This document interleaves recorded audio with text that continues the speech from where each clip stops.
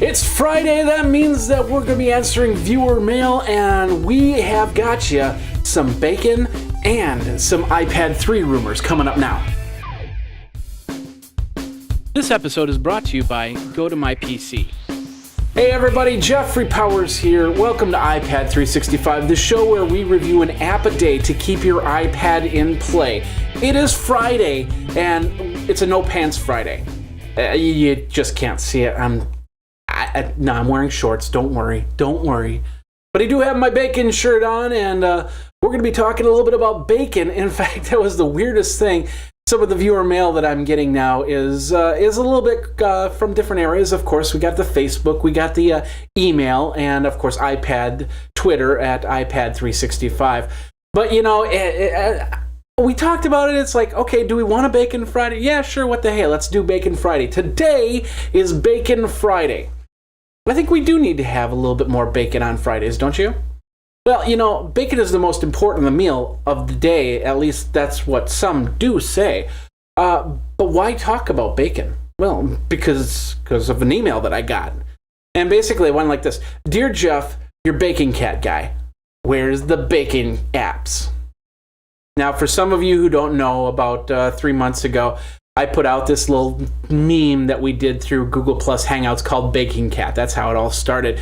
It had a nice little run up on YouTube. You can actually go up to youtube.com/BakingCatRocks and find out a little bit more about Baking Cat. But because of that, a lot of people have associated me with bacon. That's not a bad thing. I like the bacon too. I can really enjoy it. But I will answer that all exalted one's question. The app we're talking about is called More Bacon. Now, it's simply a fun app to play. You call up the app, you hit the Make Bacon, and you can choose from 4 different types of bacon to fry up. Regular bacon, Canadian bacon, a couple other bacon types. You touch the bacon, and hey, it flips them around. You can also move the bacon around the skillet to get it nice and brown, which, by the way, I wasn't too keen on that idea of touching the frying pan, because technically it's supposed to be hot. And the only reason why I say that is because if a kid's playing this and they're touching the frying pan, all of a sudden, if you're actually frying up bacon, they think that they can touch the bacon while it's frying. It's just a little concern I have. I know you can overthink some of this stuff, but I think that what they really need to do is add a spatula so you can use the spatula safely on that. So anyway, when you're done with it, you flip the bacon, you touch the bacon, it flips it around. When you're done, you hit the put on plate, and it puts it onto the plate. And then you hit the eat button, and then you just kind of move your finger around, and you eat your bacon, and you have a full stomach. Except I don't have a full stomach. I have an empty stomach because I didn't really eat bacon. That's okay. More Bacon comes in a small companion. Actually, I have another app called More Breakfast, which you can get, which makes eggs and pancakes and donuts, and time to make those donuts. I already made the donuts. Oh, okay. That app is 99 cents, but More Bacon is absolutely free. We need more free bacon, I always say. I don't know. More Bacon does have a couple things that I didn't like about it, like I said, touching the bacon while it's cooking and not getting a spatula. But the bigger thing was that the bacon doesn't burn. I mean, I had my bacon sitting on the frying pan for over an hour, and it was still done to it takes like 2 seconds to cook. I want to see the bacon cook a little bit more. But, of course, you can't have your bacon and eat it too, right? Maybe this is a challenge for those guys over at Epic Mealtime. What do you guys think? Do you think that they should come out with a More Bacon app? Hey, more bacon! Another email that I got was from a guy by the name of Ronald. He's trying the Go to My PC through 30-day free trial, and I appreciate that very much. And he says that he can't log in using his iMac password. He says, of course, love the show and thanks a lot. So, well, Ronald, just so you know, there's a couple different passwords that you have to be concerned about. The one password, when you sign up, you create an account with a password. That's the first password you come into. And then when you get to that page, it's which PC do you need to access. When you press that, the second password is kind of like a PIN password. It's not the password to log into your iMac like you normally do. Like, for instance, I have a password on my computer upstairs, but it's not the same password as I do when I use my Go to My PC. These passwords are controlled through GoToMyPC, so if you forgot those passwords, you will have to call their tech support to get it. And of course, they have great tech support, so give them a call and talk to them about passwords, and they'll get you all changed up. Of course, you can also do a lot of that online too, so you can check that out there. If you want to find out what Ronald is playing with, that's the GoToMyPC app. Be able to access your PC from home on your iPad, on your iPhone, so you don't have to take a computer with you, and you can use your internet here as well as wherever you are. 30-day free trial by going over to GoToMyPC.com. Click the Try It Free Now button and enter in the code PODCAST. Podcast for a 30-day free trial from here at the iPad 365 show. And of course, that helps keep the lights on here at iPad 365.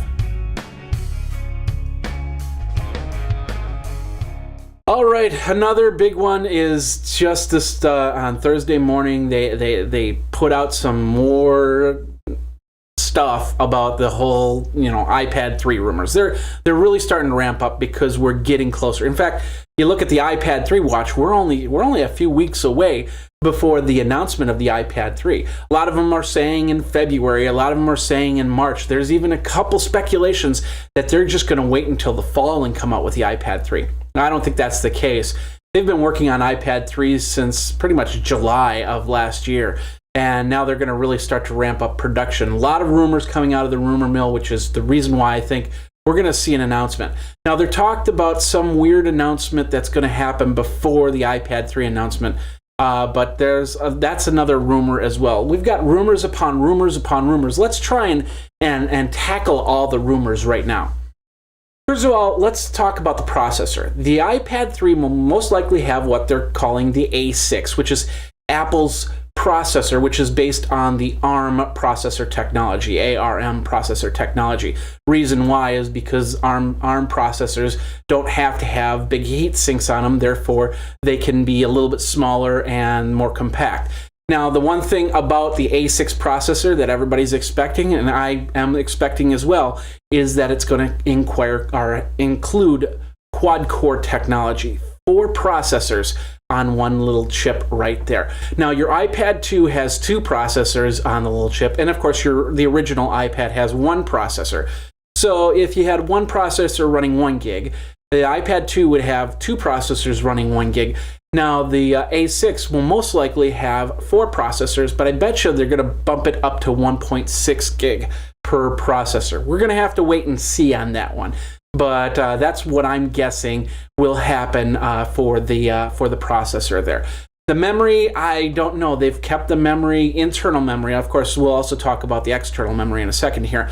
But the internal memory, I'm hoping that they're going to bump up a little bit more. I think it's at 512 megabytes. They need to have it at a gig of internal memory.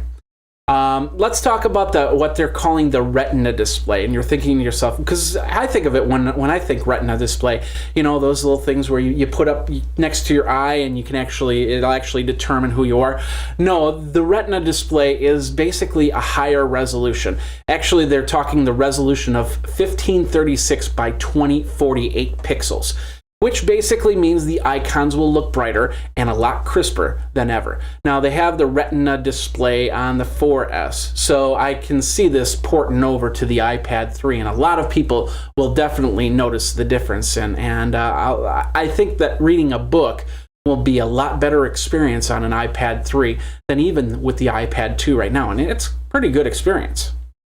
Now, the biggest question: will iPad 3 contain a 4G solution? Most likely what's called LTE. There's 2 types of 4G, WiMAX and LTE. And of course, the standards are going to LTE.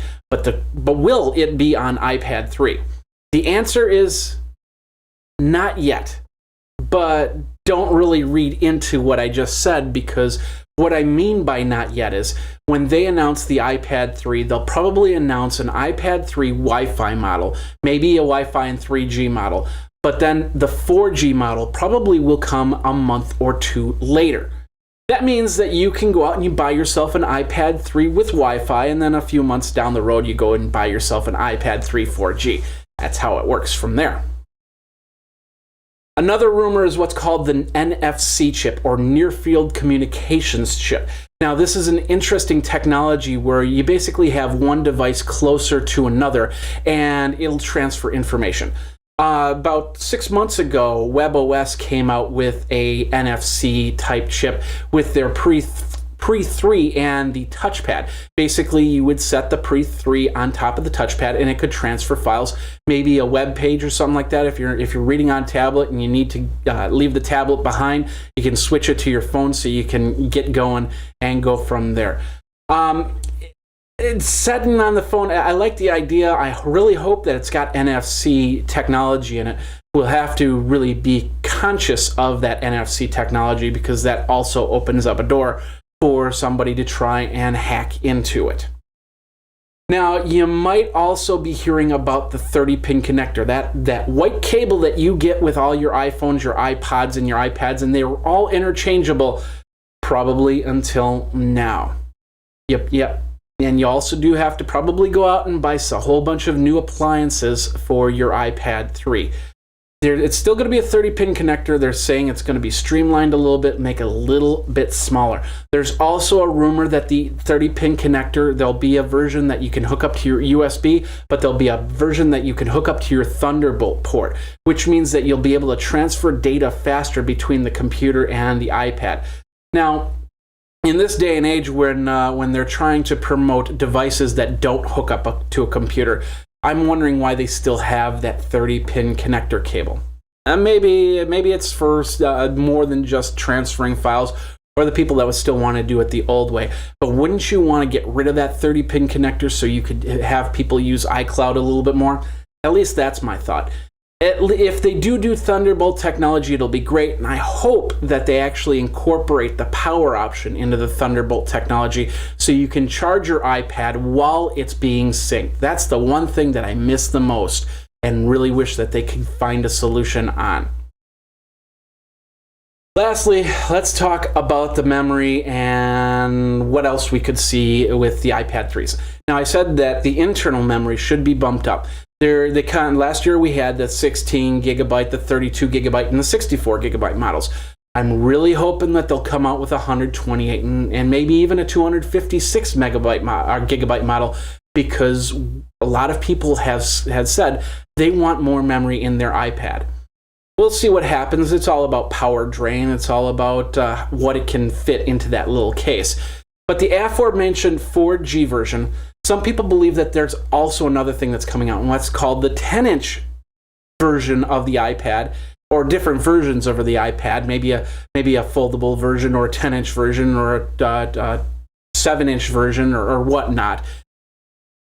That rumor's been around for a long time.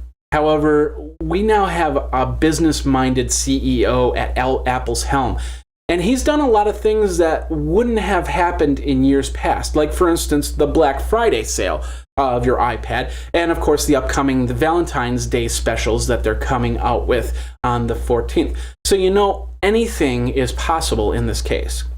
Now, that's a lot of rumors. We went through a pretty big gamut.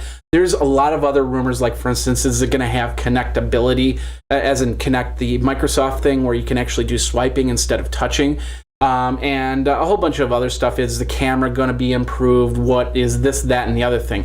And there's a lot of places that you can go to read up on that. We'll get you a couple links in the show notes over at iPad365 at geekazine.com/iPad365. And that's today's episode. Yeah, we went a little bit long, but we have to answer your viewer mails, and a few of you have asked pretty much what's going on with the rumors. What do you think are true? What do you think is not true? Of course, I think that iPad launch is pretty darn close to where it's going to be. I still say it's February 29th because it is leap year day, and we don't get that. We get that once every 4 years. It falls on the day that they would probably have done a launch anyway. So if it doesn't, it's February 24th, which is Steve Jobs' birthday, which they might have a special event for, the one I talked about earlier in the show. And if not, then we'll see. We'll have to recalculate the iPad watch, probably put it on hiatus until that happens. But I still say February 29th is going to be the magic day. We'll see what happens.